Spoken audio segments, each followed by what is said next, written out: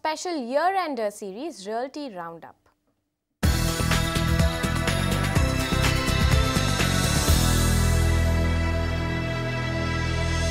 Surge in launches, good capital appreciation and increased demand. Pune's residential market seems to be ending 2015 on a good note.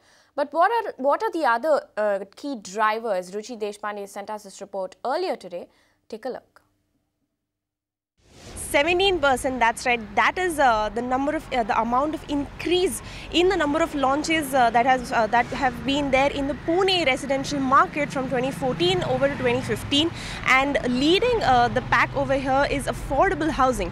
Now, the amount of launches increased from about 2014 in the year 2014 to about 618 in 2015, and affordable housing has led the pack here again. In fact, 60% of the new launches have been constituted by affordable housing. Most of these are in the outskirts of the city and in the IT belt like Wakad, Hinjewadi and Bhugaon.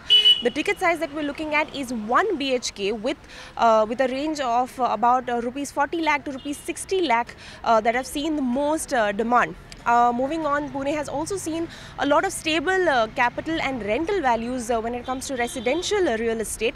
And if we look at mid-level housing, consultants told us that Kothurud and Nagar Road, which are respectively in central and outskirts of Pune, have seen most level of mid-level segment housing launches.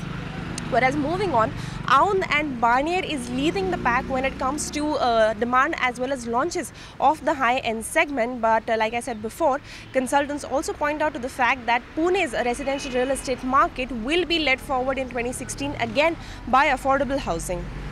All right, big bet on affordable housing there. Let's get in more perspective on this matter. I have S Sivaramakrishnan, Head of India Residential Business at CBRE, joining me from Chennai. Thank you so much for joining us here on Magic Bricks. Now, first question to you, how has the Pune residential market fared in 2015? The two micro markets which emerge out in Pune are East Pune and West Pune. And this is primarily to the aspect saying that so there is a lot of activities going on in the back office services. A lot of leasing happened in Pune in these areas, whether it's Hinjewadi or whether it's in East Pune areas. A lot of commercial absorption happened, leasing happened, which had a good amount of impact as far as these markets are concerned. So markets like Karadi, Baner, Balewadi, Wakad, Hinjewadi. These are some of the areas which did extremely well in the year 2015. All right, Mr. Krishnan, also tell us what are some of the emerging areas in terms of sales and demand? The two micro markets which emerge out in Pune are East Pune and West Pune.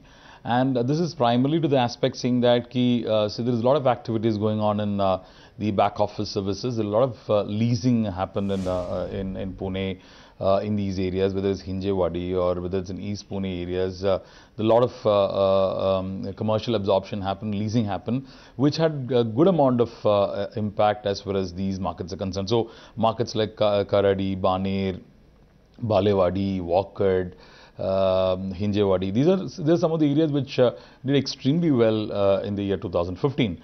Okay, Karadi, Baner and Balewadi. Also, Pune is betting big on affordable housing, isn't it? If you look at among the different various sizes in as far as 2 BHK, 3 BHK is concerned, the one which did extremely well is in the size bracket of around 900 to 950 square feet for 2 BHK. So any project with good specifications, relatively good amenities with a size of about 950 to 1000 square feet did extremely well. So affordability is basically in terms of the reach, and primarily the leasing which happened in commercial is the back office with an average the salary levels of about 60,000 to 70,000 per month, and these kind of product ideally suited these kind of customers. So we felt a lot of momentum, a lot of absorption, a lot of velocity in this segment. All right, Mr. Krishnan, give us some perspective on some of the pain points in Pune right now. See, if you look at from a perspective of the mix in terms of the customer mix, the investors vis-a-vis end user vis-a-vis the investors, it's about 60% towards end users and 40% towards investors. And what we've seen is that the investor market has not really come up in any of the markets across India.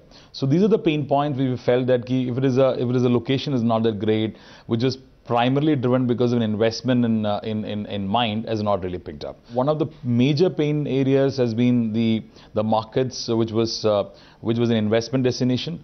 The second thing is that the manufacturing hub is taking off in Pune, and with Make in India, Mr. Prime Minister's Make in India program in annual, I'm sure that these areas are bound to pick up in year 2016 and 2017. So overall, Pune has been a market which stood out in residential real estate market.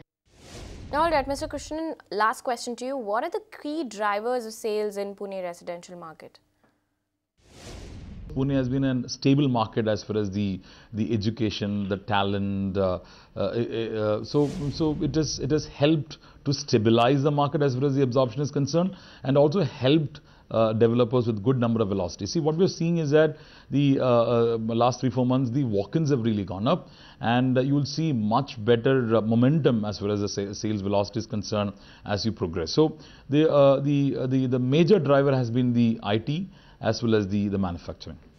All right, Mr. Krishnan, thank you so much for joining us here on Magic Bricks Now.